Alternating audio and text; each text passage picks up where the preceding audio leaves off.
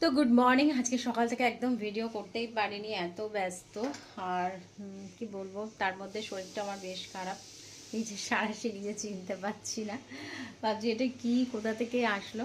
তো যাই হোক, আজকে দুপুরবেলা একদম হালকা পাতলা রান্না বান্না করছি, যেহেতু শরীরটা ভীষণ খারাপ লাগছে। তো কী রান্না করলাম চলো একবার দেখিয়ে দিই। এখনও কিন্তু রান্না বাকি আছে, ফ্রিজ থেকে খাবারগুলো বের করা হয়নি, বের করব। যেটুকু হয়েছে সেটুকুই দেখায়।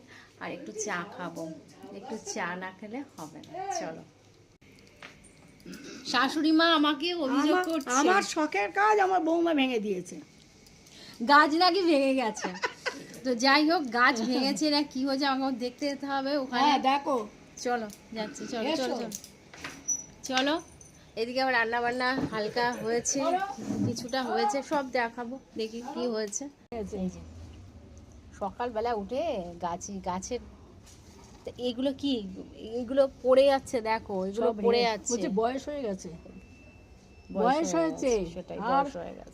তো যাই হোক, ওইখানে একটা ঝাউ গাছটা কিরকম হয়ে গেছে, পাতাগুলো ঝরে ঝরে পড়ছে, তাই মামুনি আমাকে দেখালো।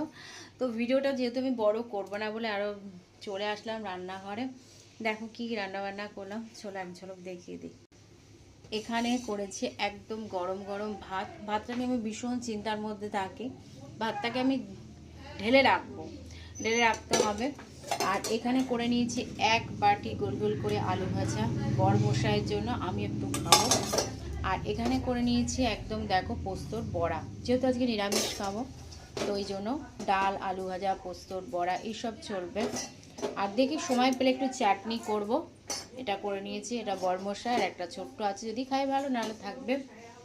আর এখানে আছে কালকের বিউলির ডাল, এটাকে গরম করে রাখলাম। তো এই হচ্ছে ব্যাপার। আর আমার আছে একটু উচ্ছে আলু, আর একটু না অনেকটাই আছে, এটাকে মাখবো, মেখে রাখবো। আর আছে তার সাথে আমলকি সেদ্ধ।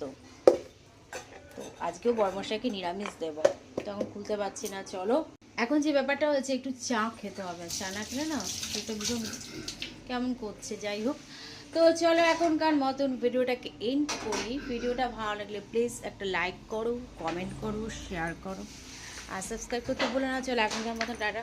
একটু লাউ তরকারি আমাকে বের করে নিতে হবে, দেখি লাউটা কোথায় আছে।